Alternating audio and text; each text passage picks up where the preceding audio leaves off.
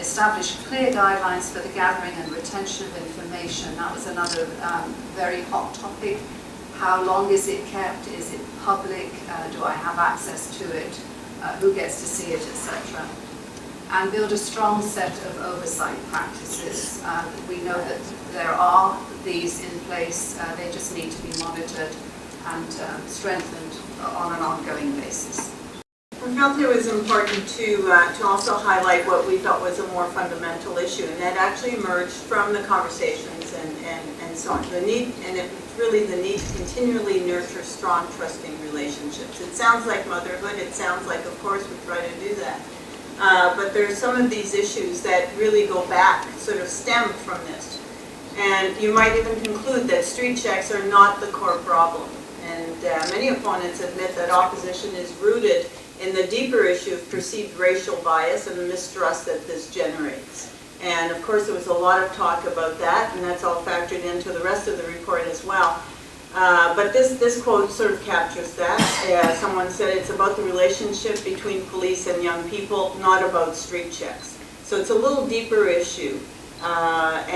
Street checks has been getting most of the blame for it, but it's contact, it's the way the relationship evolves, and it's the communication that happens between people and the interaction. Those most opposed were the first to equate the issues with the absence of trusting relationships and what they perceived to be pervasive racism in society and racial bias within Peel Regional Police.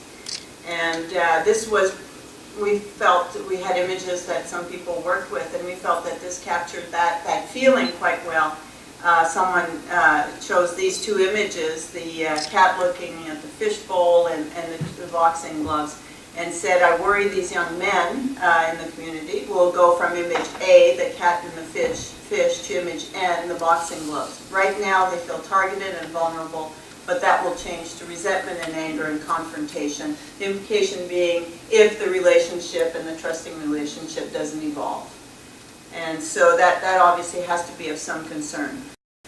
So building trust in the affected communities will require the continued and increasingly more visible and public commitment to the equitable treatment of all citizens. And I think we heard that even from those who weren't opposed to street checks, that always has to be at the core of what a police service does, that equitable treatment of everyone. And this quote with this selection of this image with the hands, the more trust we build, the better the community will be.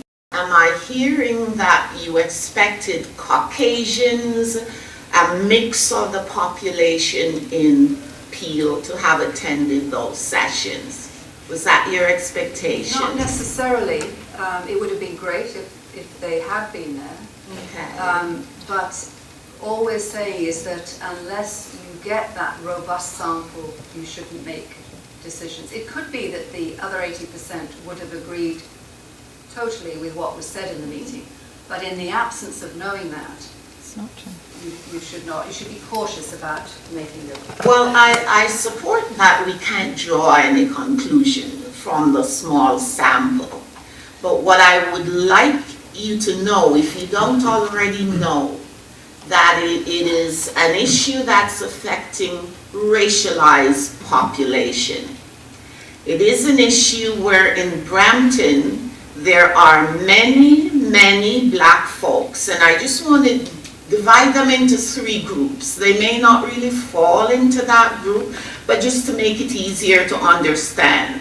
So you look at 100% of racialized folks that live in Brampton, most of them are Jamaicans in Brampton. Mississauga, it's a bit different, and we did have a session in Mississauga. So if we do a rough 1/3, 1/3, 1/3, 1/3 of the racialized population, very highly educated business people, they're not going to show up. Okay. The other 1/3 are like middle income people. They have shift work, they're nurses, they have children to look after. This was held in a school night. Parents are home with their kids. So that's just a little bit of a sampling. So let's look at the other third. they live in poverty. Some of those came out. I think what disturbed me the most was where it was mentioned that there were some young people who said they came because they got pizza. And before judging others, please try to understand them, because many youth in Peel go to school each day without a meal. And if I'm one of those youth and someone says to me, there's going to be a consultation at the Gibson Center, and I say, Guy, I'm so hungry, give me a pizza, I'll drop in. So please don't stop me, I just want to finish this. I also want to point out today is that the value of minorities do not decrease based on someone's inability to see their worth. They don't decrease at all. So when you look at the small group that came out, I want you to look at folks from the lower income. The table I sat at, there wasn't one person there that graduated from college. They're working shifts, they're working in precarious jobs, and I don't know where it was advertised for those people.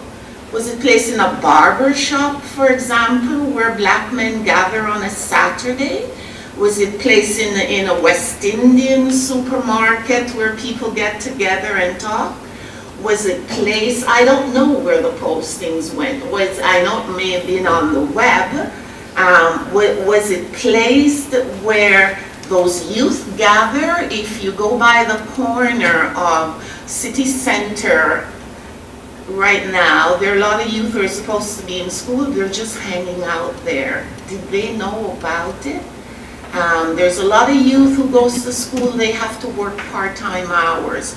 So I just want to finish by saying that I am so proud to live in Peel. Oh, our police officers, they are doing such a dynamic job. They reach out to our youth night and day. They know they have to do lots more as we continue to grow. I am so proud of them. And one of the things I'm totally disappointed with is that you expected more of these people to show up, you expected them to know more, and no, they won't. They won't. They're not all highly educated people. They're just precarious jobs. They're just trying to live. They're just trying to understand, why is it my son is stopped and I don't understand? And that's why you will hear things like, I don't understand street check. I don't understand what is going on. And that's what our police is trying to do. So please don't judge them. Please don't. And if this report goes to the public, may I ask that the part about the pizza be taken out? I find that totally embarrassing. I go up to Brampton and I work at a food outlet, and all kinds of people come looking for food. I could sit here today and I could cry. Yeah, because it is very painful. You will not have many individuals coming out to these forums. There was a report that you may or may not know of. There's a representative here from BCAN. It was called the FACE report. And there was a similar outcome in terms of the population was too small. Well, I can say today that if you're working with racialized folks, you will not see many of them come out. Unless we had things such as a meal, or had babysitting, or we had them different times of the day or on the weekend, and then the small numbers add up. So I want to end by saying, not putting down your report, because you've spent lots of time doing that, but the sense I get is that you don't know the people that you've done this report on. And I do want to say they have a lot of worth. We do need to listen to them, no matter that you find more on the negative side than on the positive. People don't really care how much you know. Okay, I They think care how much. respond to that. the consultations weren't ideal. I remember the first one with the minister, and people were polarized. We were really struggling. They were brave enough to come out to a meeting, and I appreciate that. It's really hard to tell people in positions of power that you're doing the job in a way that they are not happy with, and we don't trust you. And I think that was a really strong message. I think it changed over the course of the consultation period, but certainly I don't think it's just the relationship between the police and young people.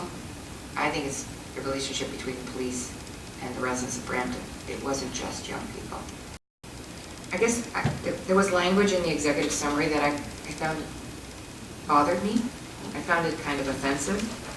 Not kind of, it was offensive.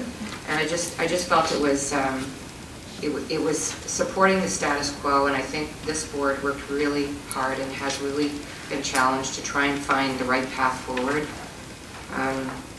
I don't want the status quo. It's not good enough. I want to do things differently, and I want to reflect what I'm hearing from the residents. And as a civilian oversight board, it's our responsibility to hear tough information from our residents and try and find a way forward to protect everybody in Peel's.